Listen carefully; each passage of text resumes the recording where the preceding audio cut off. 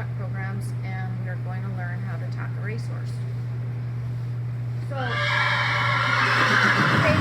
Kate has nicely enough brushed my horse for me, so that's one important step that you need to take before you tack your horse, making sure your horse is clean, no shaving, especially under the belly where the girth goes.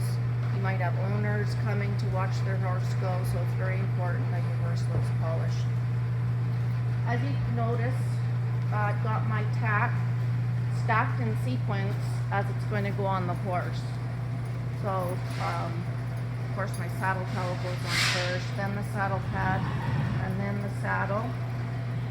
Lots of race barns tack differently, so a lot of people just put the martingale and the saddle on first and then don't put the bridle on until they actually see the rider.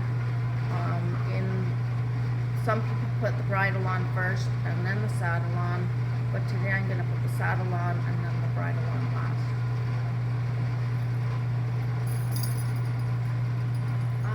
There's a couple different girths at a lot of barns you'll see. A leather girth, which usually has a saddle cover that goes on, and because you're using this girth on a lot of different horses, you want to protect the girth, number one, and also you don't want to be transmitting diseases from one horse to another.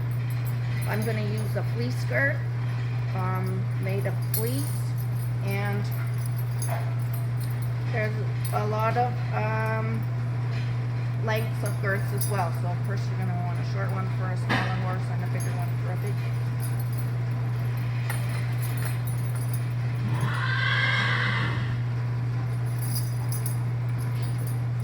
So the first thing I'm going to put on is my martingale. This is a standard running martingale that most barns use. There's a few different types of martingales, and we'll get into that down the road when we talk more about the tack. So, like most tack, most of the stuff goes on with the buckles on the left-hand side. I'm going to place this over the horse's neck. This goes over the neck, like so. I'm going to undo the lead, place it over her head, and then snap her back up.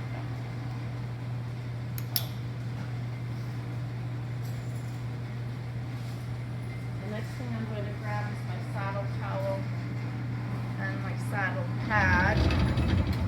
There's a few different ways you can put this on. This is the way I do it. So I just throw it on the horse's back and it's ready to go. You can place the saddle towel on first and then the pad. It's up to your discrepancy.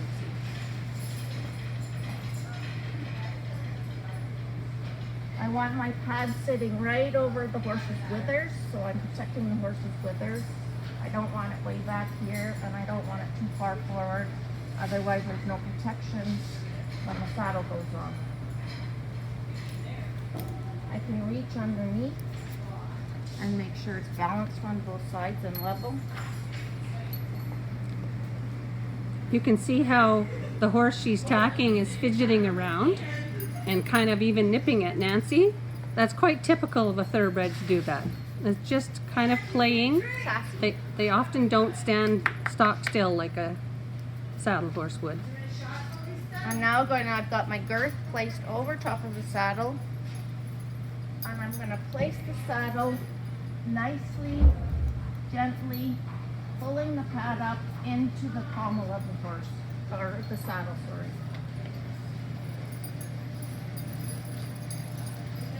I'm going to go to the off side of the horse, and I'm going to push her over, giving myself room, safety, space.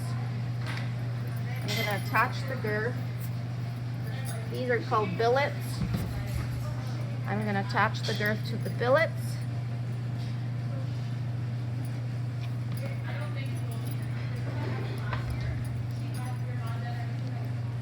Now, a good way to tell if your girth is long enough for this horse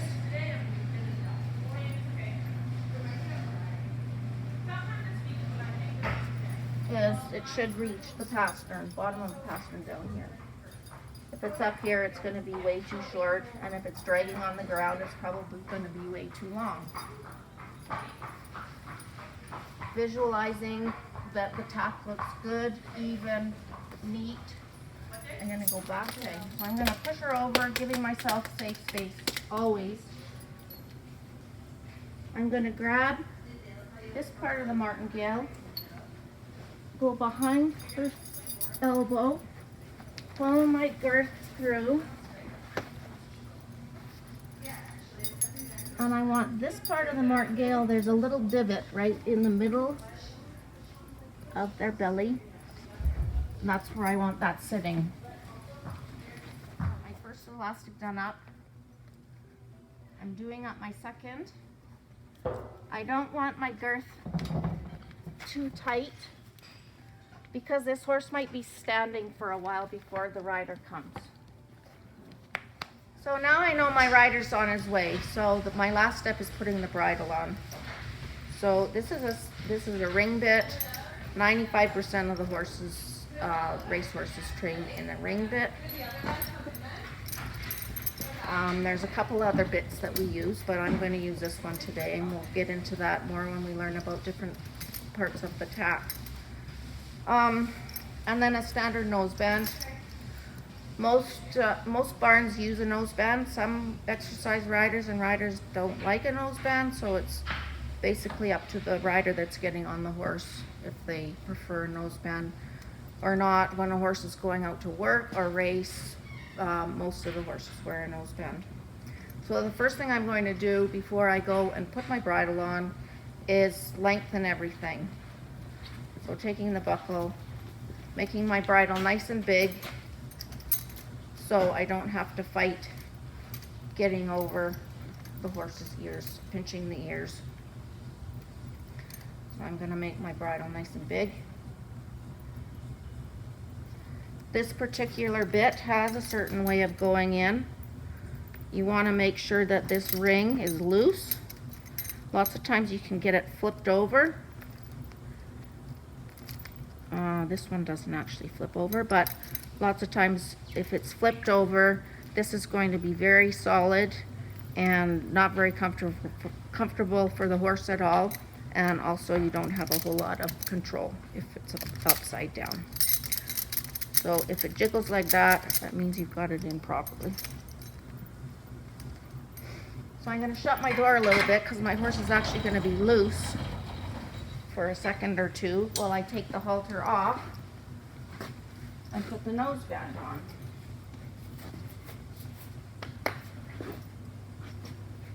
So when I bridle a horse, I don't put the halter around the horse's neck. I don't think that's safe. I'm going to drop the halter, grab onto his nose so I still have control, place the noseband on, doing it up but not snug yet because I still have to get the bit in the mouth. I put the reins over, I still have control.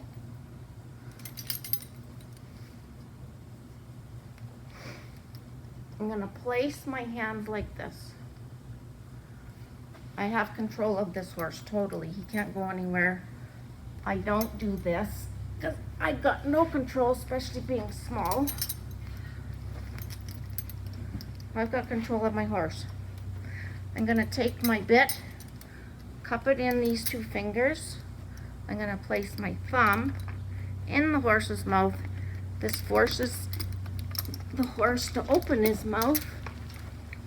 I'm going to take this here, push it through, not pull it, push, straighten out the foretop, and I've got my horse bridled.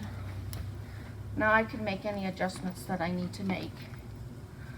This, you don't want too tight. I say 2 fingers or a nice little wrinkle in the horse's mouth.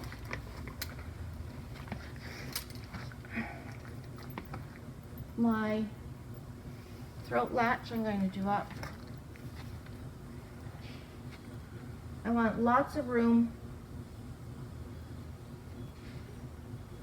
between this piece and the horse's throat, just the way that the horses in training carry themselves.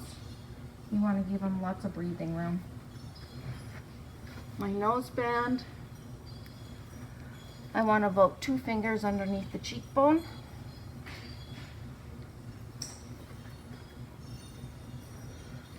Now, I won't do my nose band up until my rider actually gets here.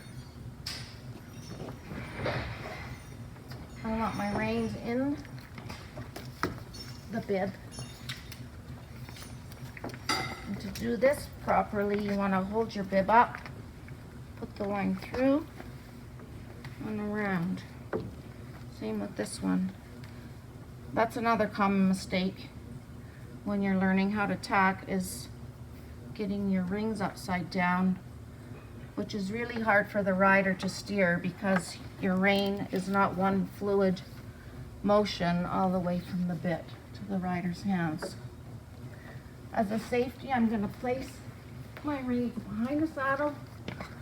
Sometimes they don't fit behind the saddle, so you can place them behind the stirrup leathers, and my horse is ready to go. Make sure everything's in the keepers. Now, I haven't gone to the other side at all because I've done the bridle on this side, so I'm just going to take a look and make sure everything looks good on this side. And then I can lead my horse out right away, or if I have to wait, I take him back over.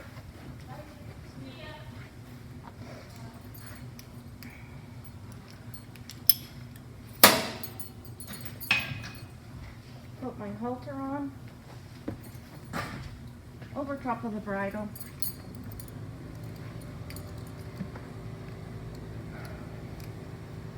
And tie my horse back up so my horse is safe.